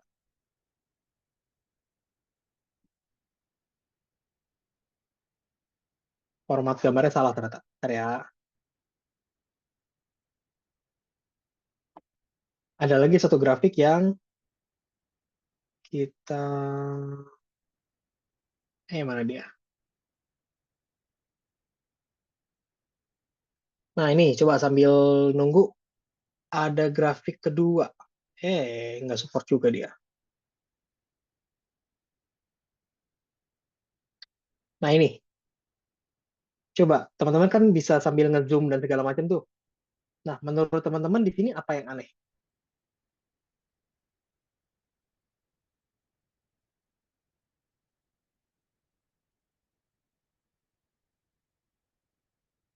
Ada yang ngerasa aneh nggak?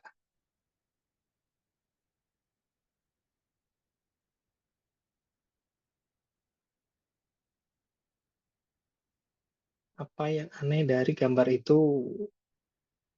Wait, sambil saya sajikan gambar satu lagi.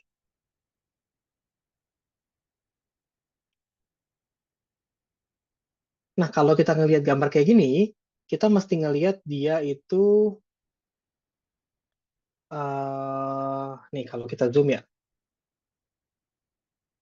di sini kan tulisannya percentage of people yang percaya vaksin itu aman gitu. Percentage of people who believe vaccine are safe gitu. Oke, ini berarti dari 0% sampai ke 100% gitu. Dari 0 sampai ke 100%.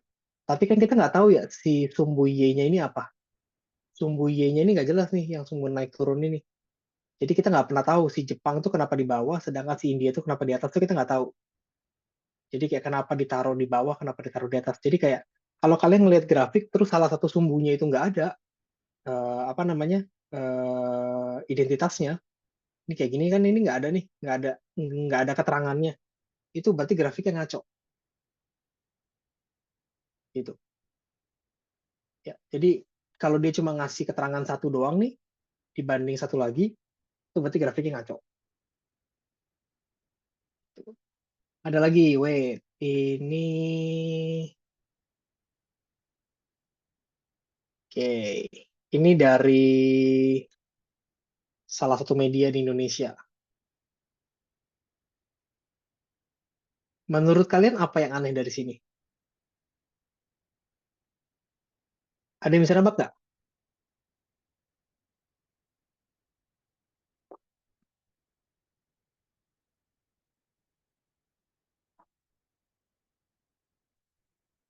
Ada yang mau coba jawab? Apa yang aneh dari hal ini? Grafiknya kelihatannya kan itu ya, kinerja Pertamina tuh turun gitu kelihatannya. By the way, ini kelasnya tidak politis ya. Saya nggak peduli mengenai politik-politik segala macam. Cuma penasaran aja kayak pendapat kalian kalau misalnya kayak gini tuh gimana? Yang aneh dari grafik ini tuh apa? Coba dicerna. Kalian bisa ngezoom, kalian bisa coret-coret. Ini nggak ada yang mau coret-coret sama sekali. Nggak ada yang ini. Nggak ada yang mau coba jawab. Lagi lumayan ini, lumayan sepi. Kalau kalian lihat, sebenarnya eh di sini nih yang bagian aneh. Kita ngelihat memang grafiknya kelihatannya turun ya dari 425, 307, 167. Di sini anggaplah memang sumbu Y-nya itu sama. Sumbu Y itu dimulai dari nol. Kayaknya sih dimulai dari nol karena di sini 15, di sini 126, masuk akal kayaknya kalau dia mulai dari nol. Berarti di sini itu aman. Sumbu Y-nya aman. Tapi sumbu X-nya dibalik kalau kalian lihat tuh. Harusnya kan 2020 tuh sebenarnya sebelah kiri, 2023 harusnya sebelah kanan. Jadi mestinya si gambar ini itu aslinya sebenarnya kebalik, kayak aslinya tuh ke mirror. Bisa di mirror nggak ya? Mirror. Nggak bisa. Nggak bisa di mirror. Kalau di crop tapi nggak bisa di crop. Nih, aslinya tuh sebenarnya kinerjanya tuh naik, teman-teman. Jadi harusnya tuh kinerjanya begitu. Grafiknya tuh naik. Tapi karena apa namanya si indeksnya ini dibalik, 2023-nya duluan, 2020-nya terakhir, kesannya dia turun. Nah, karena attention span kita itu rendah dan kita biasanya udah suka panas kalau misalnya dikasih sama ilustrasi-ilustrasi kayak gini, jadi biasanya kita langsung kayak ke-trigger gitu loh, kayak ke-trigger, ih ini kinerja Pertamina jelek nih, itu turun. Dan believe it or not, mereka menyajikan dua grafik yang berbeda sebenarnya, cuma dengan cara yang sama. Jadi mereka punya ada dua grafik waktu itu disajiin, tapi grafiknya kayak gini.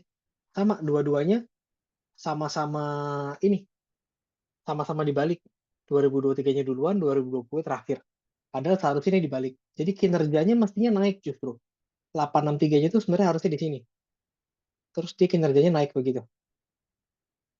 Tapi karena indeksnya dibalik nih, sumbu X-nya dibalik, jadi kesannya dia turun. Lagi-lagi, mereka nggak bohong. Nggak ada dari tadi yang saya tunjukin itu adalah data yang salah, nggak ada.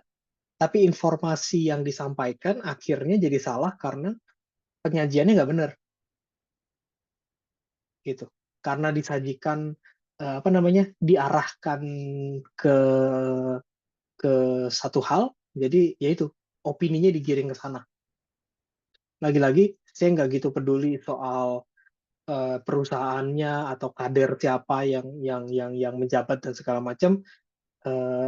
Cuma menarik aja ngelihat bahwa hal seperti ini tuh masih bisa kejadian di tahun ini gitu, di mana semua orang bisa apa namanya informasi itu bisa didapetin dari mana aja, bahwa tidak semua informasi itu benar. Ya well, kebohongan memang di mana-mana gitu. Satu lagi terakhir, ada kalau tadi bagian grafik, saya minta bantuan kalian sekarang ada satu produk. Mungkin kalian pernah minum. Ada yang pernah minum nggak di sini? Kayaknya iklannya di mana-mana ini.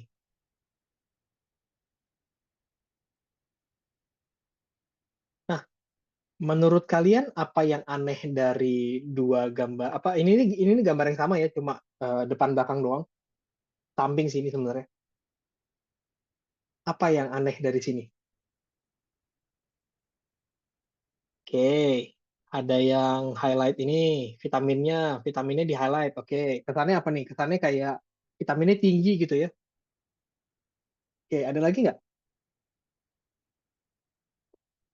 Kira-kira apa? Apalagi trik yang mereka lakukan untuk membuat kita membeli barang ini?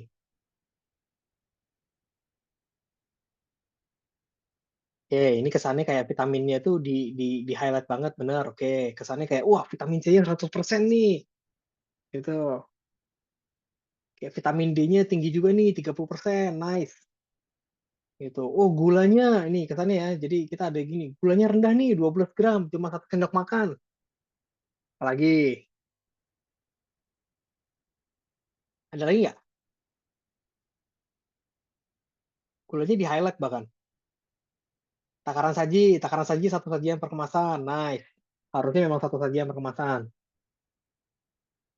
Oke, di bagian komposisi, ada yang aneh nggak dari komposisinya?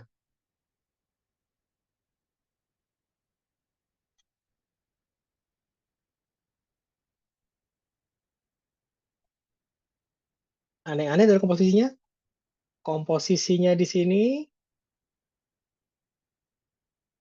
pertamanya air, keduanya gula pasir, ketiganya baru konsentrat jeruk. Ingat, konsentrat jeruk itu bukan jus jeruk loh sebenarnya. Jadi ini sebenarnya kayak nggak ada jus jeruknya sama sekali. Ini kayak konsentrat jeruk aja. Ya in a way sih jus jeruk sih. Gitu. Terus habis itu perisa. Perisa sintetik dan alami. Nih kalau kalian lihat, perisa itu kan perasa ya, yang buat ngasih rasa. Perisa sintetik dan alami, artinya rasanya si orange ini sebenarnya ada sintetiknya juga. Tapi mereka nggak kasih tahu berapa persennya memang. Mereka cuma tulis, pertama itu air, kedua gula pasir, jadi gula pasirnya sebenarnya lumayan banyak gitu kan. Kayak tadi memang 12%, oke, sorry 12 gram, oke. Terus ada konsentrat jeruknya, jadi selain mereka nggak pakai jus sama sekali, mereka pakai konsentrat jeruk, terus mereka pakai perisa sintetik dan alami. Di sini sintetik ya, sintetik buatan nih. Sintetik tuh buatan, oke. Terus sisanya kita cuekin dulu deh. Vitamin C-nya bahkan ditambahin. Jadi bukan bukan bukan vitamin C alami dari jeruk, tapi emang ditambahin. Makanya kenapa bisa 100%. Nah, terus mereka tulis lagi nih pakai tulisan gede-gede. Tanpa pengawet, tanpa pemanis buatan, tanpa pewarna sintetis. Lihat deh, mereka nggak ada tulis tanpa perisa sintetik juga, karena mereka sebenarnya pakai. Tanpa pemanis buatan tuh kan kayak kesannya keren ya, tanpa pemanis buatan. Jadi kayak, oh pemanisnya murni nih, gula semua berarti. Walaupun mereka di sini ada pakai ekstrak daun stevia juga, gitu. Ya, daun stevia tuh alami sih sebenarnya, cuma uh, debatable, katanya debatable. Jadi di saat mana yang harus ditunjukin, mereka print pakai tulisan yang gede, paling nggak pakai hurufnya lebih gede nih, yang caps lock. Tapi di saat kita tidak mau ngelihat itu menjadi sesuatu yang penting, ibaratnya bagi konsumen, mereka tulisnya pakai tulisan biasa. Gitu. Jadi kesannya, ini minuman sehat loh, karena nggak ada pengawetnya, nggak ada pemanis buatan, nggak ada pewarna sintetik. Ya, walaupun ada perisal sintetiknya, jadi nggak apa-apa. Gitu. Walaupun yang diminum tetap air gula juga. Gitu. Ini saya lumayan salty sama hal ini. Saya nggak suka. Terus yang paling menarik adalah sebenarnya uh, mereka tulis less sugar di sini. Less sugar di sini kan kesannya memang gulanya itu lebih rendah ya. Tapi kalau kalian zoom, pada dasarnya di sini ada tulisannya. Dia tuh lebih less sugarnya itu adalah karena dia tuh lebih rendah gula dibanding minuman yang mereka produksi yang lain.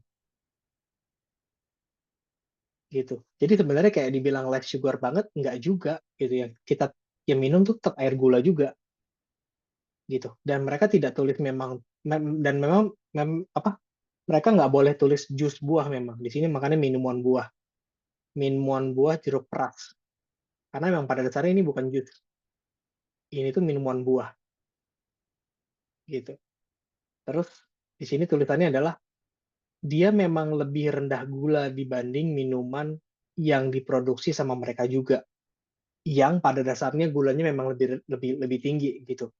Tapi apakah itu bisa dibilang sebagai less sugar? Lihat di sini ada bintangnya. Kayak menurut kalian kalau kayak gini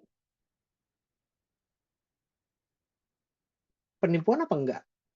Harusnya enggak, karena yang mereka tampilkan informasinya benar semua, mereka nggak bohong sama sekali. Tapi yang mereka lakukan adalah menggiring opini seakan-akan minuman ini lebih sehat dibanding yang lain, padahal enggak, gitu. Jadi kelihatan bahwa, eee, kalau kita ngerti cara bacanya, kita tahu literasinya, ini kan juga butuh literasi sendiri gitu loh, bahwa datanya itu bertaburan di mana-mana. Ini data, ini data, ini data, ini juga data, merek juga data, semuanya itu data kan. Tapi dengan kita bisa mencerna, dengan kita bisa, apa namanya, eee, mengolah hal ini, menginterpretasikan apa yang, eee, kelihatan, itu baru literasi data namanya. Jadi kita bukan cuma bisa baca doang kayak, "Oh iya ini produknya low sugar nih, kayaknya kita bisa minum nih." Gitu, kayak ini minuman yang sehat. Karena biasanya kalau tulisannya less sugar, orang akan lebih mau beli gitu. Orang akan lebih orang akan lebih willing untuk mengonsumsi hal itu karena kesannya itu produk yang sehat, padahal sebenarnya nggak sehat sama sekali, gitu. Nggak sehat-sehat amat lah at least dibilangnya. Terus ya banyak banget cara-cara yang bisa dilakukan dengan, ya akhirnya, apa namanya, kesannya ya kayak ini, kayak kayak minuman sehat padahal enggak, gitu. Oke, kita kembali ke materinya dikit lagi. Hmm, saya akan masuk ke sharing materinya lagi. Materi kita tinggal dikit lagi. Tadi exercise time. Terus kita masuk ke kenapa sih? Kenapa sih mereka melakukan hal ini? Menurut kalian kenapa? Tadi kan kita udah bahas tuh ya, gimana cara banyak yang memanipulasi tanpa menipu. Menurut teman-teman semua yang ada di sini, kenapa mereka melakukan hal itu?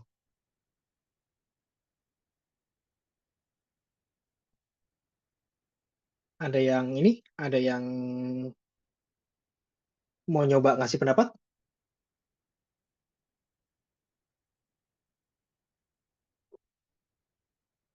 Attract people to follow, ya. Attract people to follow, attract people to buy, ya kan? Supaya barangnya dibeli, supaya follow pada dasarnya, terus apa namanya, hmm, menggiring opini, ya kan? Ini ada beberapa hal sih sebenarnya. Jadi supaya kelihatannya itu lebih fantastis gitu. Lebih fantastis itu maksudnya bisa lebih bagus kelihatannya, lebih sehat, lebih lebih kelihatannya lebih murah, kelihatannya lebih bergizi, kelihatannya lebih macam-macam gitu. Terus untuk menyembunyikan detail atau fakta gitu. Misalnya kayak tadi tuh informasi-informasi apa namanya, bahan buatan, perisa buatan, terus dan segala macam tuh diumpetin sedemikian rupa supaya memang kayak tidak kelihatan gitu. Terus mereka melakukan hal ini karena pada dasarnya kita tuh makhluk yang emosional. Kalau kita ngelihat ada tulisan healthy snack, kita langsung beli gitu. Kalau kita ngelihat ada tulisan less sugar, kita langsung apa namanya, mikir bahwa itu sehat, lebih sehat paling nggak dibanding yang lain. Ketika kita ngelihat ada apa namanya, apalagi ini lumayan politis gitu kan, kayak akhir-akhir ini apalagi kemarin habis pilkada, habis pilpres segala macam. Ketika kita ngelihat calon yang kita nggak suka dihubungkan dengan data yang seperti apapun itu, kita langsung ke-trigger emosinya gitu. Atau ketika calon yang kita dukung itu ada berita yang gimana gitu, kita langsung ke-trigger emosinya. Karena pada dasarnya manusia itu memang makhluk yang emosional. Dan caranya memanipulasi emosi itu ya kayak gitu. Tapi ingat, nggak boleh bohong. Ya kan? Karena kalau bohong, kita bisa dituntut. Kita menyebarkan kabar palsu. Tapi kalau seperti ini, nggak ada yang bisa nuntut. Karena pada dasarnya mereka nggak bohong. Gitu. Mereka cuma ngumpetin detailnya. Atau mereka bahkan bukan mengumpetin detail, tapi mereka lebih ke nge-blow up sesuatu yang mungkin tidak ada hubungannya. Gitu. Attention span kita tuh rendah. Kita cuma ngelihat judul, habis itu beres. Kita langsung seakan-akan tahu isinya gitu. Atau kita juga bisa menggiring opini. Jadi Ya kayak tadi tuh, kita kita giring opini supaya kelihatannya makanannya lebih lebih apa namanya, lebih murah atau lebih bergizi atau lebih sehat gitu. Atau kita giring opini supaya ngelihat, oh kinerja Pertamina itu jelek. Kita giring opini supaya kita membela partai yang ini bukan partai yang itu misalnya. Atau kita menggiring opini supaya mendukung calon yang mana dibanding calon yang mana gitu. Jadi banyak banget cara yang dilakukan untuk menggiring opini. Atau mereka emang nggak tahu aja gitu. Memang kebetulan mereka nggak sengaja melakukan hal itu. Kan bisa juga ya hal itu kejadian. Mereka nggak tahu cara bikin grafik yang bagus. Mereka nggak tahu bahwa memang ternyata grafik itu harusnya seperti ini atau seperti itu dan segala macam itu mereka nggak tahu. Jadi kayak they simply do not know better gitu. Jadi kayak kita kasih apa ya, asas praduga tidak bersalah kali ya. Sebelum bisa dibuktikan bahwa mereka itu melakukan itu dengan sengaja, mungkin mereka emang nggak sengaja gitu. Jadi anggaplah seperti itu. Oke, okay, so what can we do about this? Apa sih yang bisa kita lakukan mengenai hal ini gitu. Ini subjektif banget, ini sangat subjektif. Jadi kalau teman-teman punya pendapat yang berbeda, feel free to sound your opinion. Tapi ini pendapat saya, pendapat kami sebenarnya. Sebagai consumer, customer, kita yang mengkonsumsi produknya, produk ini apapun ya. Jadi kayak kita sebagai pembaca beritanya, atau kita sebagai pengonsumsi produk kemasan tadi, atau kita sebagai orang yang melihat artikelnya, kita yang baca judul beritanya dan segala macam itu kita kita sebagai customer. Jadi consumer di sini tuh luas. We need to question everything and we need to do your research. We need to do our own research. Kayak akhirnya kita mesti nyari sendiri.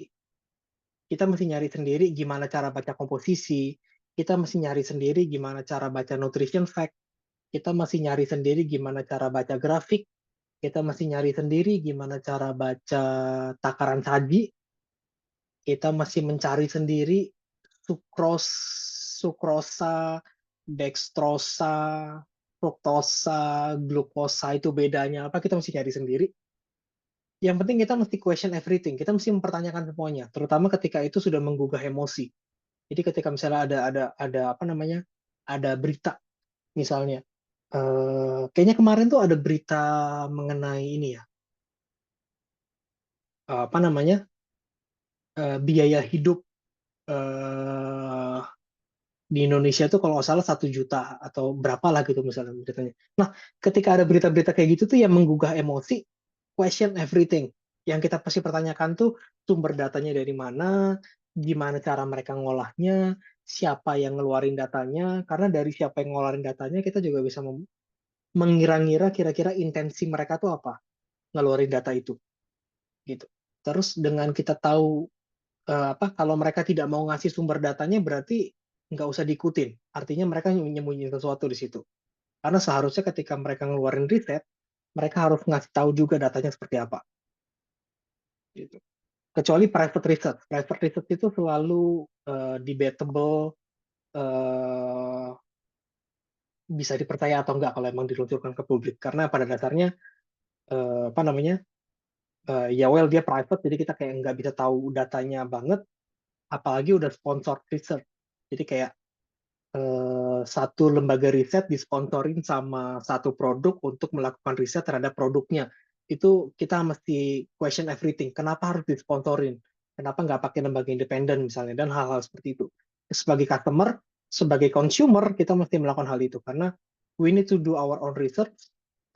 Ya pada dasarnya untuk save ourselves, untuk melindungi diri kita. Supaya kita tidak ditipu.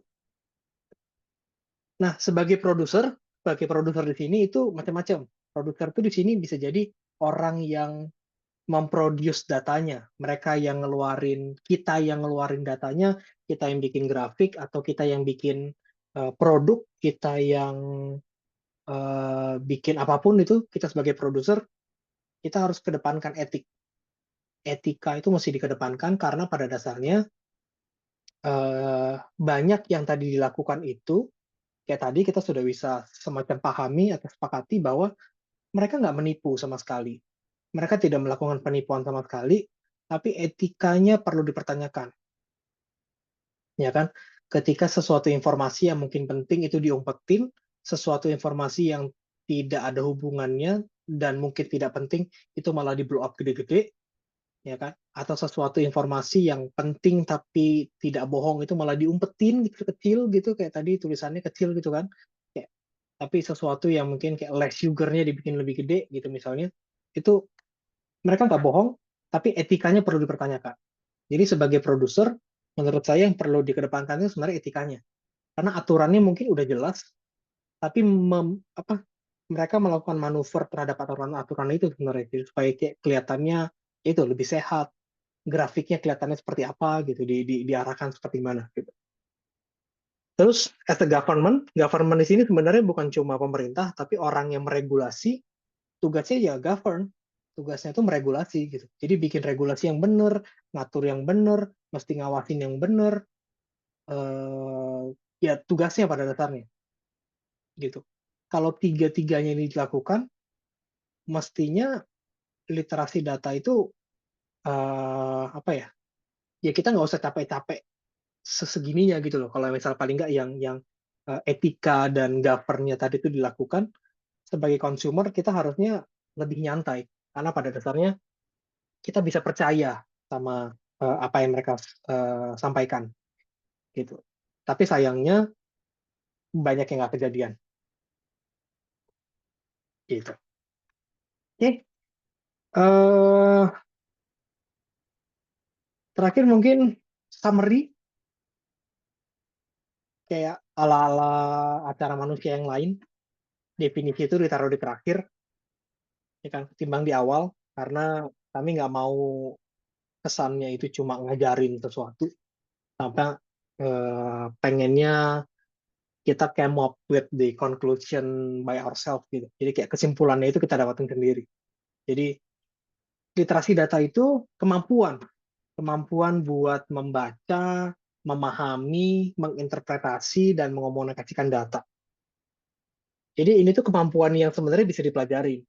Dan kayaknya di zaman sekarang, di mana semuanya itu pengen nyari-nyari perhatian kita, ya kan? Kayak tolong beli saya, tolong lihat saya, tolong tonton saya, gitu ibaratnya. Dan nggak sedikit juga dari mereka yang mencoba untuk menipu, memanipulasi, menggiring opini. Kayaknya menjadi orang yang punya literasi data baik itu adalah satu keharusan sekarang. Gitu. Jadi makanya di sini tulisannya is a must. Kayak satu keharusan supaya ya kita juga bisa menjalani semua ini dengan oke, gitu artinya. Jadi kita nggak ditipu-tipu banget sama produsen barang kemasan, kita nggak ditipu-tipu banget sama orang yang bikin berita, kita lebih kritis kali ya, kita lebih kritis untuk melihat sesuatu, kita lihat konteksnya, kita lihat tujuannya, kita lihat data aslinya dan segala macam. Jadi kayaknya cuma dengan itu, being data literate, eh, kita bisa hidup lebih aman kali ya di zaman sekarang. Gitu. Ini itu aja materinya. Eh, Lumayan panjang, udah 1,5 jam. Materinya tadi kayaknya kalau kita bahas dari awal lumayan teknis dibanding materi-materi biasanya. Tapi pada dasarnya kenyataannya warga Indonesia minim literasi yang membuat mudah dibodohi. In a way, in a way kayaknya iya ya. Memang minim literasi karena pada dasarnya ya literasi itu macam-macam kan. Jadi kayak mungkin kita malas baca, iya. Terus akhirnya mudah dibodohi. Tapi mudah dibodohinya kan juga gara-gara kita tuh memang makhluk emosional ya. Artinya ya gampang banget gitu dibikin. Oh, ini nih apa namanya dibikin emosi terus. Kalau kita udah emosi biasanya kita agak jelek kan berpikirnya. Gitu. Misalnya anggaplah saya pendukung, aduh apa ya kalau sekarang ya? klub bola aja lah ya, jangan politik nanti bahaya.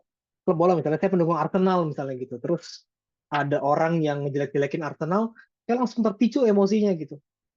Saya nggak nonton bola by the way, jadi saya nggak tahu. Saya langsung terpicu emosinya sehingga akhirnya apapun yang mereka bilang tuh emosi saya duluan yang biasanya langsung maju dibanding mikirnya gitu. Ya sama kayak tadi, kita ketika ngelihat ada produk tulisannya less sugar tuh biasanya emosi duluan tuh yang mulai, ini less sugar nih, sehat nih barang ini, lebih lebih lebih sehat nih dibanding yang lain, lebih lebih lebih lebih rendah gula misalnya. Padahal yang kita minum sama aja gitu, dibanding yang lain yang kita minum sama aja. Dan kesannya itu kayak minuman sehat gitu. Padahal enggak gitu. Jadi banyak hal seperti itu. Dan mohon maaf sedikit salty sama agak nyinyir memang dibanding sama produk yang satu itu karena uh, ada personal kayaknya ya. Memang nggak suka. Tapi ya itulah karena apa namanya kesannya kita harus tidak membodohin konsumen kayak tidak seharusnya membodohi konsumen seperti itu gitu.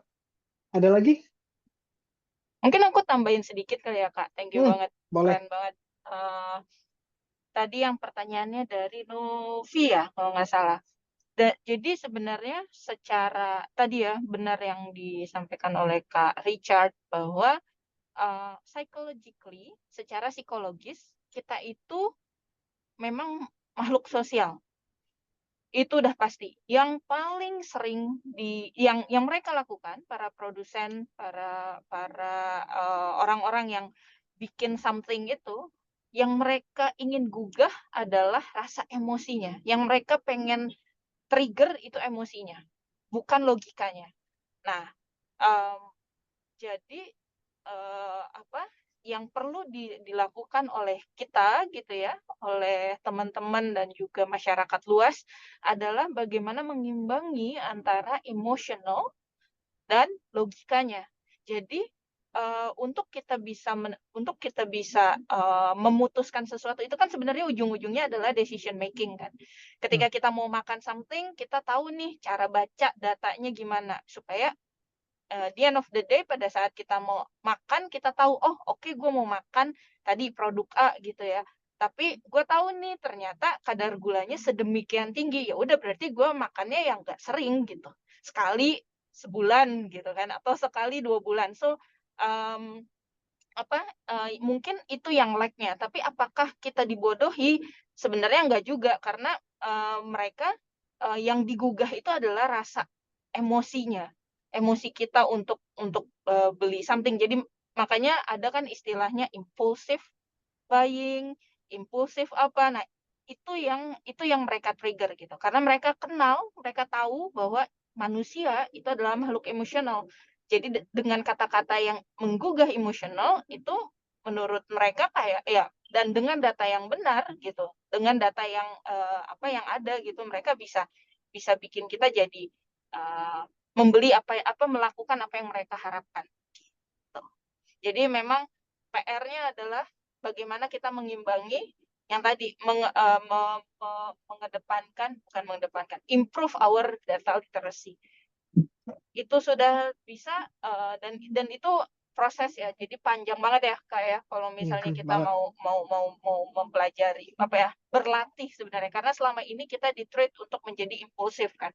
Karena dunia itu cepat banget kan. Kayak minggu lalu aku bawain bahwa dunia kita itu cepat banget dan informasi itu jadi ibaratnya keran air tuh udah kebuka banyak gitu ya, sehingga akhirnya kita bingung sendiri gitu kayak wah ini informasinya, wah orang bilang A, 10.000 orang kasih thumbs up Pak kasih thumbs up, terus kita kasih jempol jempol setuju, akhirnya kita jadikan itu sebuah kebenaran misalnya, tapi nggak ada waktu untuk kita memproses, nggak ada waktu untuk kita mencari. Nah, itu yang mungkin kita bisa latih gitu. Itu dariku, Kak. Gila keren banget sih. Dan Setuju hopefully banget. bisa bisa bantuin teman-teman semua nih untuk improve the data literacy. Thank you banget, Kak Richard. Lanjut. Yes, sama-sama kasih ya. Ya, ini tugas bareng-bareng kali ya, dan ini perjalanan bareng-bareng. Saya pun juga sambil belajar dan masih belajar terus soal ini, karena pada dasarnya ya kayak tadi itu, kalau etika itu tidak dikedepankan, biasanya hal-hal kayak gini tuh ya bakal kejadian terus gitu. Dan kalau memang aturan mungkin dari pemerintahnya nggak begitu eh, rigid dan penegakannya tidak begitu oke, ya seterusnya bakal kayak gini terus gitu. Tapi yang paling penting juga kita sebagai consumer sendiri, kita pun akhirnya dengan kita tahu apa yang apa namanya harus kita tahu, kita bisa menyuarakan hal ini kok sebenarnya. Gitu. Kita tetap punya hak untuk di treat better, kita tetap punya hak untuk apa namanya dipertunjukkan informasi yang seakurat mungkin gitu. Jadi karena tadi apa namanya definisi bohong itu sebenarnya cukup sederhana, ya kan, menyampaikan data yang tidak benar. Mungkin definisinya perlu dikembangkan. Artinya bukan cuma data yang disampaikan gitu, yang harus benar, tapi makna yang tersirat pun paling tidak disampaikan secara benar. Masalah nanti orang menangkapnya salah itu pasti beda-beda kan, orang interpretasinya beda-beda ya, kayak tadi emosional dan segala macam. Tapi dengan kita mengedepankan etika sebagai kita produsen datanya, dengan kita mengedepankan etika, kita mesti mikir, kalau saya gunakan kata-kata ini, orang mikir apa ya? Gitu. Atau ketika kalau saya desain seperti ini, orang bakal mikirnya gimana ya? Gitu. Paling enggak, kalau orang yang memproduksi data memikirkan hal itu dan mereka menggunakan etikanya dengan baik, kita nggak akan perlu repot-repot ikut kelas kayak gini. Gitu. eh Ya, repot memang. Mungkin kalau ada pertanyaan lain dari teman-teman, sambil kami terus pengen nemenin proses belajar kalian lebih baik dan lebih baik lagi. Jadi kalau kalian bisa ngeluangin waktu mungkin kayak 3-5 menit buat ngisi feedback, form feedback. Mungkin buat yang pertama kali gabung, welcome di komunitas manusia. Apa namanya? Kami mencoba untuk menyuarakan hal-hal kayak gini makin lama makin rutin, tapi kadang kesibukan menghalangi. Jadi setelah kemarin 1 bulan vakum, belum ada kelas lagi, kami akan coba mulai ada kelas lagi. Jadi makasih, feedback kalian itu mempengaruhi banget gimana cara kami membawain kelas. Makasih yang udah gabung sampai sekarang, hampir 2 jam kita bareng-bareng. Di sini kita udah interaksi juga. Terus feel free to fill out the form, the feedback form. Ada linknya juga di grup kalau nggak mau ngetik. Pertanyaan simple. Jadi ditunggu aja kelas-kelas selanjutnya. Kayaknya materi-materi selanjutnya ya nanti bakal bakal ngomongin banyak hal. Jadi kalau di manusia itu kita akan coba untuk balancing antara ya tadi logical thinking dan emotional thinkingnya. Jadi logical intelligence dengan emotional intelligence kita coba seimbangkan. Jadi jangan jangan aneh kalau ngelihat kenapa tiba-tiba manusia itu ada kelasnya kayak self leadership, terus nanti ada emotional intelligence, terus tiba-tiba nanti ada bahas mengenai kayak computational thinking, atau tiba-tiba nanti ada bahas lagi soal data literacy, atau nanti ada bahas lagi soal Python programming atau how to design or something gitu. Kayak kami mau coba, kayaknya kalau kita apa namanya cerdas menurut kami itu luas banget gitu. Kecerdasan menurut kami itu luas banget, nggak cuma yang kayak kita dapat nilai bagus di kelas, tapi cerdas berkomunikasi, cerdas mencerna sesuatu, terus cerdas memimpin, cerdas menggambar dan segala macam, terus emotionally intelligence itu juga salah satu bagian yang penting gitu. Jadi makasih banyak teman-teman. Kak Jia, ada yang mungkin tambahin lagi? Kalau dari aku lebih ke arah kelas-kelas data literacy ini, this is the first time for us to bring it up gitu ya, karena banyak sekali orang-orang ya apa di luar sana yang ngajarin hard skills, tapi cukup sedikit yang ngajarin hal-hal seperti ini, dan hopefully kita di minggu-minggu berikutnya akan ada kelas-kelas lagi yang kaitannya dengan data literacy, dengan emotional intelligence, dan juga ada kaitannya dengan logical, karena kami menyadari bahwa semakin ke sini semakin mudah kita di-trigger oleh data-data dan cukup sedikit waktunya untuk memproses data tersebut gitu ya. Dan untuk berikutnya kita akan ada mungkin akan ada data literacy dan emotional intelligence lagi karena Masih aku belum melihat janji. karena mungkin aku melihat bahwa anak-anak mungkin nanti dari teman-teman bisa merekomendasikan kelas-kelas ini ke teman-teman yang lain gitu ya. Dan kalau misalnya kalian ada request, Kak, boleh nggak minta tolong bawain tentang apa gitu ya, feel free, kasih tahu ke kami. Karena kami senang belajar, dan harapannya energi kesenangan belajar kami bisa menular ke teman-teman semua. Dan belajar itu nggak ada ruang dan waktu, nggak ada expired date-nya gitu ya. Kalau bahasa kemarin tidak ada expired date-nya. Selama kita hidup pasti akan selalu belajar. So thank you guys udah berjalan sejauh ini, udah belajar sejauh ini. It's hard pasti kalau misalnya apalagi kalau hari Sabtu weekend gitu ya, mager pengennya main gitu. I really appreciate kalian luangin spend waktu kalian untuk belajar bareng-bareng kami. Thank you banget. So mungkin foto kali ya Kak. Aku nggak bisa lagi. Aku lagi di It's okay. mobil. Kita foto, kita foto bareng. You want to screenshot atau gimana dari Kak Yeah. Richard? Wait, let me prepare a bit. Mana caranya? Oh, ini dia. Yay. Oke. Mari kita abadikan momen ini. Wait, aku juga mau ikutan. Oke. Oke, 1, 2, 3. Oke. Thank you semuanya. Thank you Kak Zia. Makasih banyak. Kita akhirin kali ya.